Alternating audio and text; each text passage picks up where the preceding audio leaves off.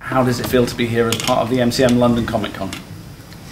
Well, it's huge. It's very exciting. I've known Brian Cooney probably 20 years. I think I was at his first Comic-Con, and to see the increase in scope and number of people and all that is kind of amazing. I'm just really enjoying all the costumes.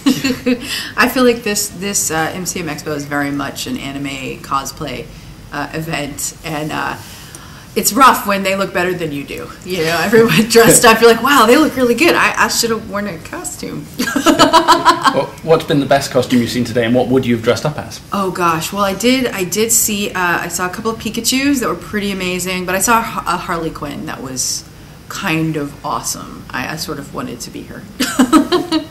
I sort of feel like we're going to be out of place. I mean, I haven't seen any of the costumes yet. I saw R2-D2, which was pretty exciting, and I almost stopped to get my picture taken with him, but not yet. I'm excited to be here. This is my first time, and it's insane cool. I was just, when I was going into the men's room, 2 Beyond the Planet of the Apes guys were coming out of the restroom. I just want to say their bathroom habits are not so good. Were they throwing stuff? But I think it's literally because of the mask. Their aim is not so hot. I think normally if they didn't have the heads on, they probably are just as good an aim as you. Or me or I thought you were like they were actual No, they came out. They were very. They greeted me politely when they came out of the restroom. I'm just saying I went into the restroom after they had just exited, and I knew they had been there. Probably want to cut this part out too. Well, let's get something in we can actually use. Okay. Obviously, you know, this is a show based on a series of books that people already really love. For fans who are about to enjoy the series, can you tell us a little bit about each of your characters and where they fit into the world?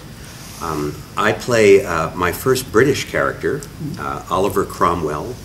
He is a 450-year-old vampire who may or may not be the Oliver Cromwell you know. He runs the local coffee shop in this little town in Texas that has all these crazy things going on and dark secrets. So I have a long gray-haired wig and look a little like an old British rocker. So it was fun to play a character that was so different from everything else that I've done. And I have no idea why they thought of me when they decided to cast this role, but I totally enjoyed it. I get to boss him around in the series. I play a vampire named Amelie, and she's sort of she's large and in charge, I like to say. She sort of keeps everybody in line. It was so much fun to get to work with these guys and to shoot in Dallas, which, you know, I don't think I've shot anything in Texas. This is my first Texas experience. I ate a lot of barbecue. No blood, lots of barbecue. Even though I'm a vampire, vampires like barbecue apparently. But I write books, and Rachel Kane and I have the same publisher, and so we would always see each other at events for book stuff. And she was like, "I'm going to do Morganville as a series, and I would love for you to come and play with us." And I was like, "Hell yeah!" And so that's kind of how I got conscripted into Morganville. I play Michael Glass, who is sort of the resident rocker of Morganville, and you know, I'm ready to go and start my life away from where I live, and thanks to this wise guy over here, I get spoiler stuck in my hometown for good. So it's pretty awesome. You don't say how. I will not tell you how, No. but things change. The plan changes. It was amazing experience. So. Yes. That's my horror voice. You want to hear my horror voice again? Yeah, do it. It's kind of creepy. That's not how I talk in Morganville, but that's sort of the horror movie trailer. You can't do the voice, accents. You're around. No, I'm yeah, the accents. Now you have to wait to see the show. I'm not going to do it. Oh, Frankly, until I hear my British accent again, I don't think I'll remember. So I want to hear it, and you guys. No, I totally thought, what a brave thing to premiere the first British character you've ever played in London. So I could have left town tomorrow with my tail between my legs, just like those guys exited the bathroom. And then a quick question: what kind of British accent are you doing? He's actually very sort of blasé and kind of, well, when you've been around for 450 years, you've seen it all. So that sort of exaggerated blasé of having seen it, which is not unlike, I think, an old British rocker. Well, Keith Richards action. Not quite. Yes, not quite in that vein. Not but in that. Yeah, no, it's not. It's posh though. Yeah, it's on the posh side. I'm on the posh side. Yeah, not the kind of drugs and alcohol damage. Not that. I'm sorry. I mean, that was not my choice. That he's just really seen it all. And he was, of course, vampirized when he was in his late 50s, so then you stay in your late 50s forever, apparently. Vampires don't grow older once they've been vampirized. This is all new to me because it's my first vampire experience. Tell us a little bit about life behind the scenes filming Morganville. What's it like for fans out there? Well, my favorite scene was Amber and I have a scene in the back seat of a car. That's where you were going. It's not the kind of scene in the back seat of a car you'd want to have with Amber. We're not making little vampires. No, we're not making little vampires. No, she's scaring. She is my boss, or she's more powerful than I am. But we're having a power showdown, and she scares the. What's the word that I can say on camera? She scares the bejesus out of me. And when she vamps up, it's pretty scary. And she out vamps me. I don't know how else to put it. Well, what was great in that scene is that we're like, we can do it in one-er. We can do it in one-er. And I literally have to do some physical harm. And I was so scared of actually hurting Bob. Because I'm so frail. I'm so tough. So we can't, and he's like, you can just actually do it. I was like, I can't. So it took us a lot longer than it should have because I'm a wuss. No, I wanted you to really smack me. I know, but I'm so scared to actually do that. Usually I did get paid to do. I got paid to smack Bob Picardo around. Really is what this boils down to. Hey, listen, I'd pay her to smack me around tonight. The deal's still open. Well, it's your birthday. Living the dream. Obviously, for Bob, this was a new experience with vampires, but this is not the first time you've dealt with them on screen. It's not my first rodeo. It's not your first rodeo. What made you want to kind of return to that genre, and how do you think this kind of sets itself apart from all the other kind of vampires we've seen on screen before? Well, I was a fan of Rachel's work. I thought Morganville was really smart. And I thought the reason that I felt like it was sort of, well, first of all, it's very different than Buffy, because Buffy is very much that snarky, sort of tongue-in-cheek, super meta stuff. Morganville is much more of a straight-ahead, here's this town, these people are sort of under the thumb of this sort of vampire community. And it's very, there was a reality to it. But I think what was great is the mythology is a little bit different, and the fact that we have, Ben's character Michael, who is sort of this. There's a hybridized sort of quality to his possible ghostly sort of stuff. I thought that was really smart and interesting, and I thought the writing was really good. Rachel adapted the show from her books. And I thought, for me, that is what set it apart, is that it was her voice all the way through, that it was what she wanted on screen from the beginning to the end. And I support that. I think being an artist, you have to own your own stuff. You have to create your own stuff. You sell it to the highest bidder, and you don't know what you're going to get. With Morganville, we knew it was going to be good because it was Rachel's vision.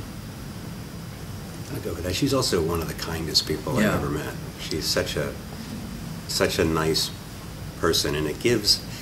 I don't know the book series nearly as well, but there's something about her personality, I think, that gives it a moral underpinning. Although that's not to scare people off. Moral underpinnings, I know, are not sexy, but there's just something about her, that I think that makes it that I liked about the storytelling, so that that it's not just about decadence or sensationalism. Yeah, there's something going on there that I think is why it's so popular with young people, and that their parents probably don't mind them reading it, because it does have some sort of there's a depth to it and a thoughtfulness that I think it's sort of become inherent in YA literature in the past 5 years. It's very much that there's a thoughtfulness to what's being written. A lot of dystopian stuff, a lot of supernatural stuff that does have that moral underpinning, where it is about what makes this a strong, interesting character that's flawed yet is searching to become a better creature, person, whatever, whatever your protagonist is. And I think you have that in Morganville, that it's not just, like Bob said, decadence. It is there's a moral base to it. It's a thoughtful piece. That's actually what drew me to Michael and my character, and the whole thing was the characters are so well rounded and the writing is so excellent. There's a lot of sensationalism, but there's so much more going on with each character in the story overall that's well rounded completely. I loved it. And you got to play guitar. And I get to play the guitar. And I 35 years ago, I played my first werewolf in Joe Dante's The Howling. I waited 35 years to go from playing a werewolf. I'm sorry, werewolf to a vampire, and it's about time. I want it because I love this kind of material, and I like playing these outsized, when these characters, the whole notion of playing a character, that when it's released, when your other identity releases all of your animal instincts and all that. I got a huge charge out of, as a young man in The Howling, and didn't think it would come my way again and get to do it, but when I was in the back seat of the car with Amber, it all came back. All came full circle. All came full circle. And he's such an interesting character too. He's very human in a lot of ways, considering he's a vampire. You know? Yeah, and he's very, as I said, he's got this sort of exaggerated blasé that covers a lot of it. That he's really been around and seen everything.